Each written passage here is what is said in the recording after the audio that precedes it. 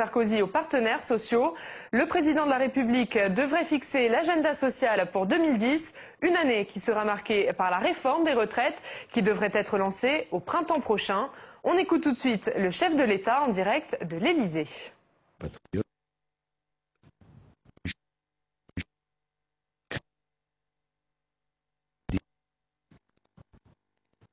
Adresser aux concitoyens générer des troubles graves que les dirigeants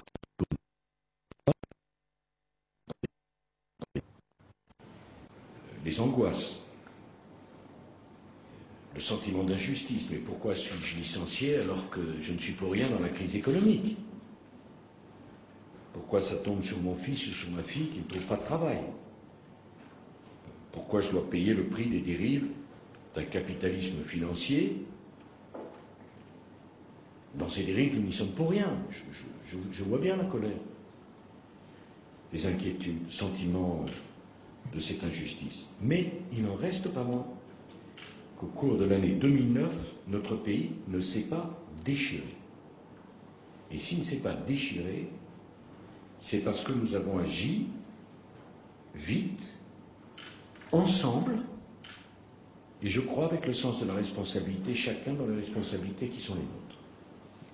Vite, parce que chaque jour comptait, et je sais très bien quel fut le discours des organisations syndicales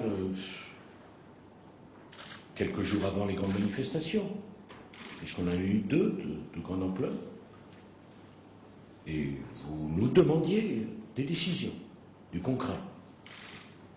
Et c'est ce qu'on a essayé de faire. Et personne d'ailleurs ne s'y est trompé. Ensemble, parce que je crois, envers et contre tout, que personne ne peut prétendre détenir seul les moyens du redressement. Ni au plan mondial, ni au plan national. Et le gouvernement a travaillé avec toutes les bonnes volontés, en particulier vos organisations qui représentent les entreprises ou les salariés. Et en responsabilité, j'ai eu l'occasion de le dire, je le confirme, même si ça peut surprendre, parce que, au lieu de souffler sur les braises, qui est tellement facile, chacun a eu à cœur de trouver des solutions aux maux qui frappaient les Français, sans pour autant qu'il y ait, comment dit-on, coproduction. Moi, je respecte celui qui ne partage pas nos convictions, et qui, justement parce qu'il ne les partage pas, accepte d'agir en responsabilité. C'est très exactement la définition de ce que devraient être des organisations syndicales et ce que doit être un gouvernement moderne. Je n'ignore nullement, encore une fois, les désaccords que nous pouvons avoir. Et tant mieux pour la démocratie. Il ne manquerait plus qu'on soit d'accord sur tout. Qu'est-ce qu'on se dirait? Mais j'ai voulu que les partenaires sociaux, vous soyez associés à toutes les grandes décisions que nous avons prises au cours de l'année 2009. Et je veux dire notamment aux organisations de salariés que bien sûr ils sont dans leur rôle en défendant ce qu'on appelle les acquis sociaux, le progrès social. Mais ils peuvent faire plus. Et j'ai beaucoup retiré des échanges que nous avons eus avec le patronat, les entreprises, comme avec les organisations de salariés, avant les grands G20. On ne peut pas considérer que sous prétexte qu'on est une organisation syndicale de salariés, on n'a pas d'idée sur les grands dossiers internationaux. Et à l'inverse, on ne peut pas considérer que parce qu'on représente les entreprises, on est forcément lié par le comportement irresponsable d'une partie d'entre elles, petite partie d'entre elles. Petite partie d'entre elles, mais partie quand même. Et je trouve que c'est très important qu'on puisse en parler, que vous acceptiez de venir, qu'on vous explique ce qu'on allait faire, et finalement on s'est tous enrichis, me semble-t-il, de ces échanges. Je garderai un grand souvenir de ma visite à l'Organisation internationale du travail, désormais, à la demande de la France, invité permanent des G20, ce qui n'était pas le cas auparavant. Nous avons beaucoup de travail avec la situation de notre industrie. J'ai retenu vos idées d'état généraux de l'industrie. Et dans le grand emprunt, le Premier ministre a bien voulu dégager une enveloppe d'1 milliard d'euros pour les États généraux de l'industrie, pour pas que ça soit comme une discussion vide de sens. Par ailleurs, nous nous sommes expliqués sur nos priorités d'investissement national. Bon, certaines de vos organisations étaient contre, d'autres pour. Et je crois qu'on peut dire au résultat que on a entendu ce que vous nous avez dit les uns les autres. Je ne crois pas que dans notre histoire sociale, nous ayons jamais connu un dialogue aussi fréquent et aussi dense. J'ai entendu donc des commentateurs parler de cogestion. Il paraît même qu'on vous a reproché au sein de certaines de vos organisations d'entretenir des échanges, comment dit-on, trop assidus avec le gouvernement. Ce sont des balivernes. Je respecte mes interlocuteurs. Je ne confonds pas les genres. Ça n'enlève rien aux oppositions que nous pouvons avoir. Mais notre devoir, c'est d'essayer de conduire la France tous ensemble. Voilà. Et ceux qui ne comprennent pas ça, et ceux qui essayent de déstabiliser tel ou tel, au prétexte qu'ils parlent, je pense qu'ils ne représentent pas l'état d'esprit majoritaire de notre pays. Notre devoir, c'est de nous parler. Et mon devoir de vous écouter. Mais notre devoir, c'est de nous parler. Et c'est assez compliqué de se parler sans se voir. Que chacun réfléchisse à cela. Et moi, je crois, au fond, que tout ceci témoigne quoi? D'une forme de maturité de notre démocratie. On n'a pas été si souvent habitué à cela. Je recevais ce matin les présidents des universités qui ont choisi l'autonomie. Je suis heureux de voir qu'on peut discuter, on peut réformer l'université sans que le gouvernement soit obligé de reculer et sans que le monde universitaire se sente bousculé. Il y a eu des conflits sociaux difficiles dans des entreprises symboliques.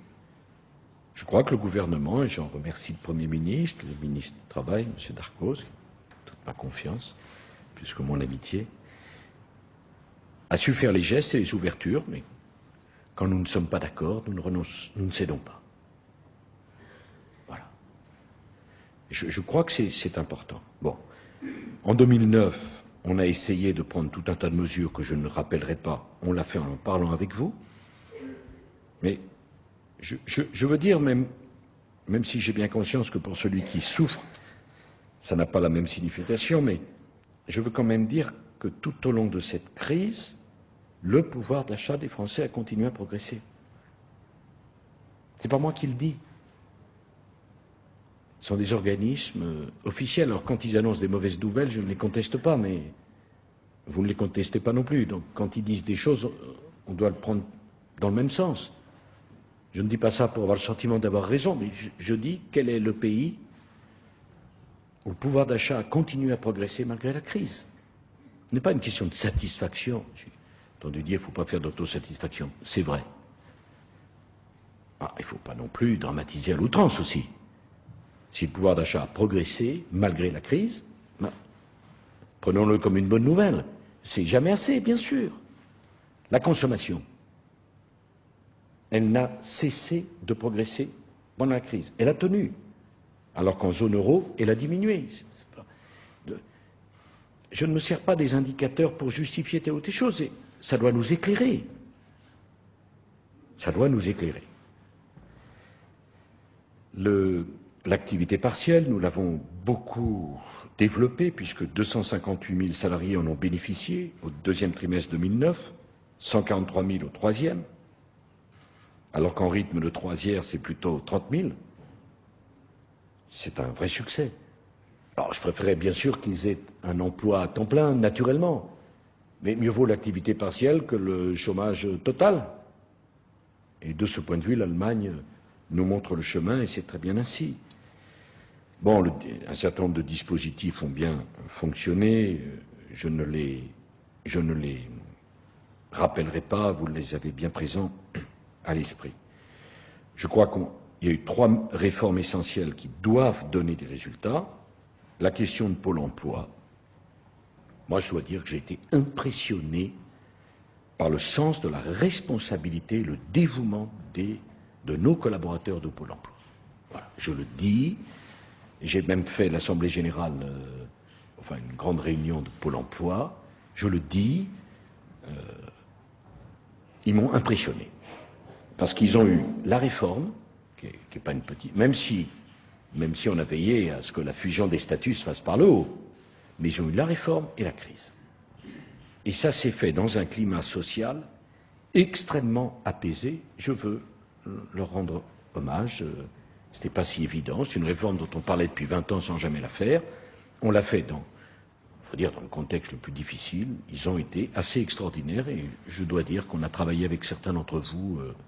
Allez, je ne veux pas vous gêner, je ne dis pas main dans la main, mais enfin, on s'est compris en tout cas. Bon. Il y a toute la question du RSA. Cher Martin Hirsch, franchement, là aussi, c'était pas le moment, c'est jamais le moment, mais cette réforme va produire des résultats spectaculaires pour encourager nos compatriotes les plus démunis à reprendre un travail. Bon, il y a la formation professionnelle, grâce à l'accord unanime que vous avez conclu en janvier 2009. Alors j'ai le regard sourcilleux de mon ami Raymond Soubi. Bon, évidemment, l'accord unanime, ça a des avantages et des inconvénients. Si on parle vrai, c'est pas dans le discours, hein. Bon, mais c'est ce que je pense quand même. S'il n'y a pas d'accord, on ne peut pas avancer, surtout dans un domaine comme celui-ci, hein, qui est profondément un domaine de compétences partagées, Monsieur le Premier ministre, avec aussi les collectivités territoriales. Bon. Donc on a besoin de cet accord. Mais en même temps, l'unanimité, c'est la limite. Parce que pour avoir l'unanimité, pour faire monter tout le monde dans le train, on est obligé de faire des concessions un peu dans tous les sens, et donc, on fait des progrès. Mais enfin, il y a encore un peu de marge. Voilà. Qu'est-ce qu'on veut? C'est des sommes considérables. Est-ce qu'elles sont toujours employées de la façon la meilleure? On peut poser la question sans remettre en cause le travail qui est fait. Bon, je pense qu'on aura à y revenir, même si c'est un grand progrès. Maintenant, c'est les demandeurs d'emploi et les salariés les moins qualifiés qui sont favorisés. Bon. Alors, l'emploi, bien sûr, va rester notre priorité pour l'année 2010. Je rappelle, le chômage a augmenté de 50% au Royaume-Uni. Il a doublé au Danemark. Il a plus que doublé en Espagne. Le chômage, à l'exception de l'Allemagne, a progressé partout plus vite qu'en France. Je m'en satisfais pas. Mais si c'était l'inverse, qui en serait le responsable? J'ai une petite idée. Alors, là aussi, pas d'autosatisfaction, mais regardons quand même les choses. Le chômage, ce n'est pas une fatalité. La lutte contre le chômage, ce sera le cœur de notre action en 2010. Et nous allons, le 15 février, avoir une réunion d'agenda social qui nous permettra d'arrêter la liste des sujets, la méthode et le calendrier pour les traiter. Alors, dans ces sujets, on a le problème immense de notre protection sociale face au défi du vieillissement. Ce défi est d'autant plus grand que la crise met à mal nos finances sociales, comme le reste d'ailleurs de nos finances publiques. Ça fait 50 ans que nous gagnons un trimestre d'espérance de vie par an. C'est une formidable bonne nouvelle. Parce qu'on vit plus longtemps et en meilleure santé. Mais cette bonne nouvelle nous impose des décisions. Alors, 50 ans après, peut-être, est-il temps de prendre des décisions. Alors, ces décisions doivent nous conduire à nous pencher sur notre système de retraite.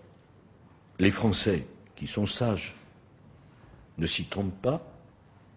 Plus des 3/4 d'entre eux se disent inquiets pour leur retraite. S'ils sont inquiets, on doit s'en occuper. On ne peut pas les laisser avec cette inquiétude. Et il serait irresponsable de ne pas leur apporter de réponse. Je me suis engagé devant le Congrès, en juin dernier, à organiser un rendez-vous sur les retraites en 2010, qui, naturellement, inclura la question de la pénibilité. Pourquoi devrais-je la sortir, cette question-là? Elle se pose. C'est évident, ça fait bien longtemps d'ailleurs que je pense que c'est un défaut français que de confondre égalité et uniformité. Un grand défaut. Au nom de l'égalité virtuelle, on fait de l'uniformité réelle. Donc la pénibilité sera au rendez-vous. Nous arrêterons ensemble le calendrier et les modalités à l'occasion, Monsieur le ministre, de notre réunion d'agenda social. Il y a également la question de la dépendance. C'est un défi médical, organisationnel, financier, humain, colossal.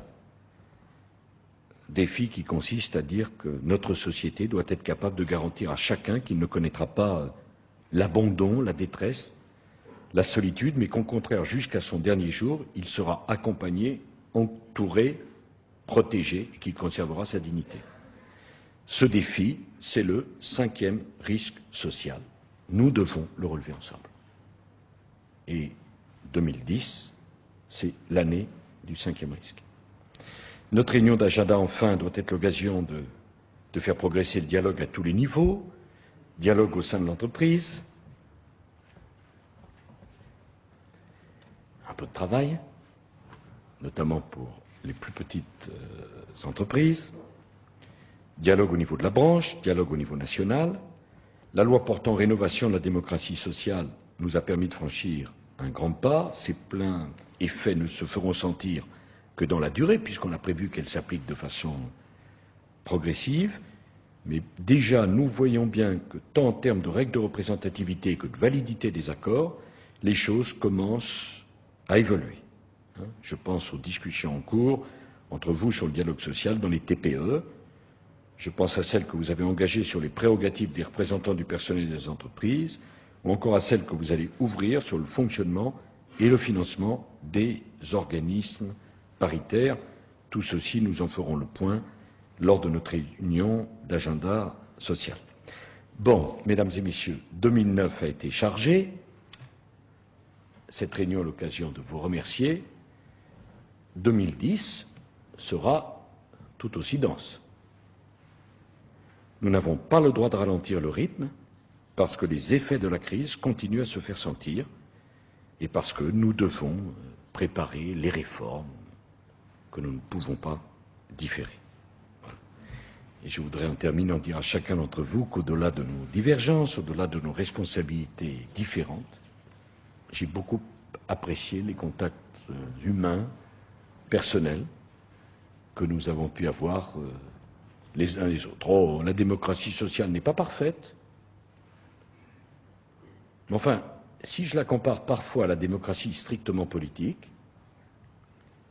alors je me remémore ce proverbe: quand je me sculpte, je m'inquiète, et quand je me compare, je me rassure. Parce que j'en suis très reconnaissant aux représentants des organisations sociales et patronales. Il y a quand même un respect de la personne et un sens de la responsabilité qu'on aimerait retrouver plus souvent chez tous les acteurs du dialogue, quels qu'ils soient.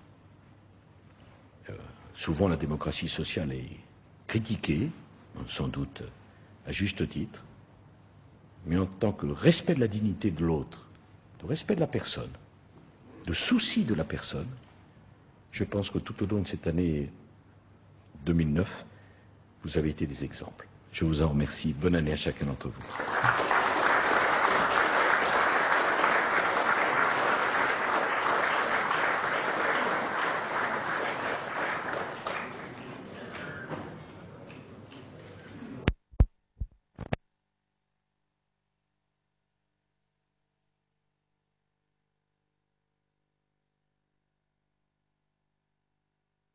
Vous venez de suivre les vœux de Nicolas Sarkozy aux partenaires sociaux.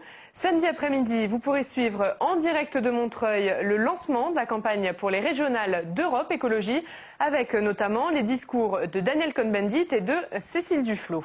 Pour tout savoir de l'actualité politique et parlementaire, rendez-vous à 18 h et à 22 h. Très bonne journée.